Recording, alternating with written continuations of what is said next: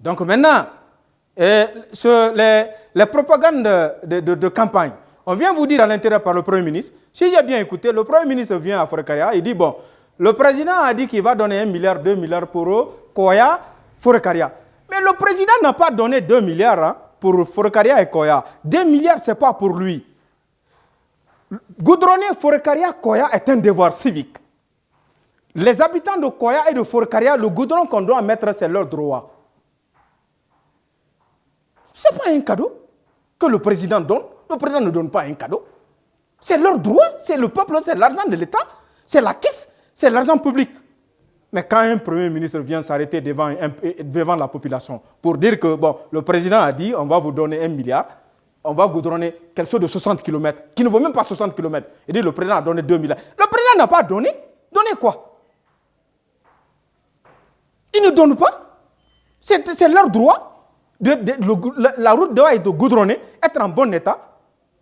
Mais le président ne donne pas goudron à Forêt-Karia. C'est l'argent de l'État. C'est le contribuable qui a mis l'argent. Donc restez tranquille. Comme vous avez remarqué, ce sont ces démagogues-là, la plupart des gens, ce sont ces prédateurs-là, ces criminels-là, qui ont volé tous nos milliards pour aller construire à New York. Parce que je vous ai dit qu'il y a des gens qui ont pris des dizaines de millions de dollars pour aller construire à New York. Et va construire à Paris. Ceux qui ont construit à Dakar, Dieu merci. Dieu merci. Ceux qui ont construit à Dakar, Dieu merci. Parce que là, c'est en Afrique. Ils ont volé, mais c'est en Afrique. Mais celui qui est là, actuellement, c'est pourquoi j'attire toujours l'attention des cadres généraux, les gouverneurs de la Banque centrale, les trésoreries. C'est un criminel. Il n'est pas de notre pays. Tous les contrats, si vous avez remarqué, tous les grands contrats du pays ont été signés. Il a signé ces contrats avec les étrangers. Maintenant, toute la gestion de ces différents contrats est dans la main des Burkinabés, les Ivoiriens, les Sénégalais, pour laisser le peuple dans la boue. La Guinée, à mon avis, le pays a 3 ou 4 raffineries de l'or. Raffinerie de l'or. L'usine de raffinerie peut produire 10 tonnes d'or par an. 10 tonnes d'or par an, une population de moins de 10 millions, c'est suffisant pour le macroéconomique. Maintenant, malgré tout ça, ils continuent d'endetter le pays en prenant les faux pions pour aller mettre quelque part, dire à les gens que le pays est endetté. Le pays n'est pas endetté, on a tout. On a tout. Donc maintenant, mes chers frères et sœurs, je vais vous dire quelque chose. Organisons-nous tout autour de table. J'ai décentralisé le bureau. La Guinée forestière, la région de la Basse-Côte, a son bureau. La Guinée forestière a son bureau. La Haute-Guinée a son bureau. Pour le moment, je n'ai pas de bureau en Moyenne-Guinée. Je ne vais pas vous mentir. Je vous dis que je ne suis pas dans l'hypocrisie. Je n'ai pas de bureau en Moyenne-Guinée. Cela n'est caché de personne. Vous savez que je vous ai dit que le problème de politique, les soi-disant opposants ont été entourés par leur groupe ethnique, par leur famille, mais pas dans l'intention de créer un projet politique pour l'ensemble du pays. Mais jusqu'ici, je n'ai pas de bureau en Moyenne-Guinée.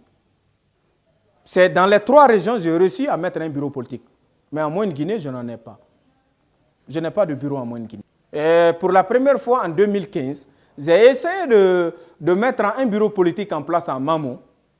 Ça n'a pas abouti. Franchement, ça n'a pas abouti. Mais en mettant un bureau politique en place à Conakry, dans la capitale, pour dire que ça, c'est de la coordination qui s'occupe de la Moyenne-Guinée, je ne crois pas que cela soit satisfaisant. Je suis obligé d'aller au Fouta, en Moyenne-Guinée, de mettre les mêmes bureaux en place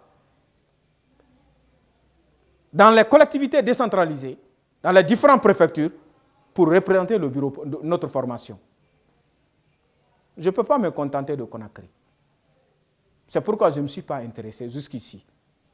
Mais on peut continuer. C'est-à-dire, l'essentiel est que j'ai pris la priorité. Dans la priorité, j'ai pris la majorité. Dans la majorité, je suis en train de faire ce qui est essentiel. Voilà, au fait, la situation. Maintenant, ils vont se poser la question. les élections passées, les cautions étaient à 2 milliards. Moi, je vous le dis, je vous le reprenne. S'il veut, il n'a qu'à dire caution, c'est 10 milliards, ce n'est pas un problème. S'il veut, il n'a qu'à dire caution, c'est 10 milliards, ce n'est pas un problème. Je vais trouver les 10 milliards, je serai candidat. Mais, c'est-à-dire, je ne veux pas être candidat pour la forme, ou bien par simple non. Ou bien quand tu es candidat, si tu as 5%, on te rembourse ton argent. Non, non, non, moi je ne veux pas être candidat dans l'intention, comme si j'ai 5%, on te rembourse ton argent. Moi je ne suis pas candidat dans cette intention. Moi je suis candidat, je vous le précise. C'est de gagner les élections, être président de la République. C'est tout, c'est ça ma position. C'est pourquoi moi je suis candidat. Mais moi je ne suis pas candidat pour accompagner quoi que ce soit. Moi je ne suis pas candidat pour s'adosser à une telle quelconque proposition. Moi je ne suis pas candidat pour ça. Moi je suis candidat, c'est pour être président de la République. Je ne suis pas candidat aussi pour avoir un poste de Premier ministre. Je ne suis pas candidat pour qu'on me nomme président de l'Assemblée nationale, je ne vais pas. Parce que mes lois ne vont pas passer. Si je vais là-bas, ça serait comme, je ne sais même pas, comme Kassabougou et Patrice Lumumba au Congo. Donc je vais aller faire quoi à l'Assemblée? Comme ils m'ont dit en 2015, va à l'Assemblée, on va te payer 30 000 $. Je vais aller faire quoi? C'est à cause de 30 000 $, je vais aller à l'Assemblée pour aller faire quoi là-bas? Mais 30 000 $, moi-même, je peux chercher ça ailleurs. Par mois, je peux bouffer ça. J'ai de l'énergie, j'ai des relations personnelles. Mes chers militants, le président Kademadi est un ingénieur de mines. J'évolue dans un secteur qui est toujours rentable pour moi. Donc je peux avoir ma vie sans ça. Mais pour défendre le pays, défendre le peuple, c'est ce qui fait que je souffre comme ça là. Ils ont écrit au Nigeria, quand j'étais à Abuja, ils ont écrit au Nigeria partout. Je vous ai dit, ils ont dit à tout le monde, à ceux qui sont riches, il dit, bon, Kademadi, il ne faut pas lui donner l'argent. Si vous lui donnez l'argent, il va nous enlever. Ou bien, il n'est rien ici, il ne faut pas s'intéresser à eux. Mais je peux vous dire que je suis l'homme le plus surveillé de la Guinée. Moi, l'homme le plus surveillé de la Guinée. Je suis l'homme le plus surveillé de la sous-région. Je suis un homme qui est surveillé comme un satellite. Je suis un homme surveillé comme un avion de ligne. C'est-à-dire, dès qu'il perd sous les yeux du radar, la tour contrôle commence à appeler. Il dit, l'avion a perdu. Je vous le jure, je suis plus surveillé qu'un avion de ligne. Quelqu'un qui n'est pas important, quelqu'un qui n'est rien, pourquoi tu le surveilles comme ça? Bon, vous savez, mes camarades, je vais vous dire quelque chose. C'est la bénédiction qui compte. Je ne dis pas si j'ai l'argent, mais si je suis un homme béni, je suis un homme béni, je le répète, je gagnerai la bataille, même sans élection. Je m'adosse à ma bénédiction. Je vous ai dit, je n'ai jamais porté confiance à l'argent. Je n'ai jamais porté confiance à qui que ce soit. J'ai confiance en Dieu, le Tout-Puissant. Le bien que j'ai fait, plus ma main, c'est le même Dieu. Mais il y a toujours un petit argument qui accompagne le bien. Donc, si je suis un homme béni, nous sortirons vainqueurs. Qu'est-ce que je peux vous dire? Concernant ma candidature, ne vous inquiétez pas. Et puis, il ne faut pas qu'on arrive à vous dire, bon, écoutez, souvent on dit à les gens, il faut qu'ils se rallient à... Moi, il n'y a personne à qui je vais me rallier. Moi, je suis candidat indépendant. Je reviens là-dessus. Je suis candidat indépendant, moi-même. Je ne suis personne. Gardez votre argent. Je vais garder ma pauvreté. Maintenant, les cautions et les frais de campagne, je vais payer ça moi-même. Je ne vais jamais aller au Fonds islamique ou à l'Union européenne pour subventionner le bureau politique. Je ne vais jamais aller au Parlement français comme Lansana Kouyaté. Moi, je ne connais personne en France. Je ne veux pas connaître. Je ne veux même pas. Mais je vous précise, si je gagne le pouvoir, vous savez, l'Afrique est déchirée.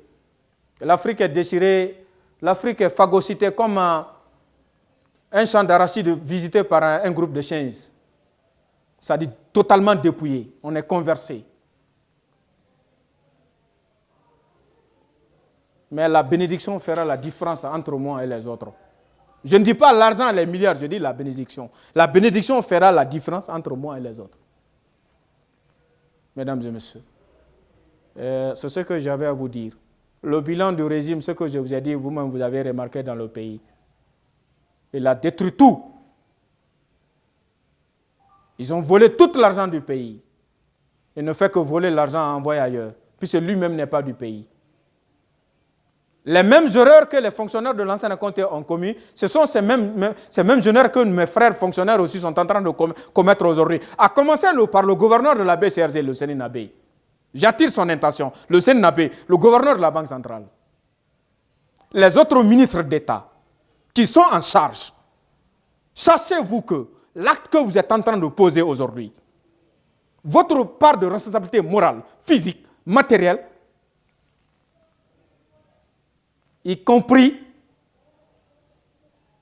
votre participation, vous attend demain dans l'histoire. Parce que vous faites partie, vous êtes des complices directs et indirects du drame qui se passe dans le pays. Le gouverneur de la BCRG, les trésoreries, vous êtes tous responsables. L'histoire nous regarde. Vous-même, vous savez qu'il est en train de voler l'argent envoyé. Et vous continuez à faire les devis, vous continuez à envoyer des études, à organiser des études de faisabilité dans les différents bureaux, les ministères des Mines, le ministère de l'Intérieur, le ministère de l'Administration du Territoire, Général Brema Condé. Et Général Ibrahima Condé. J'ai connu Brema Condé à Banankoro, il est très intelligent, hein. Mais je pense même qu'il a perdu son intelligence.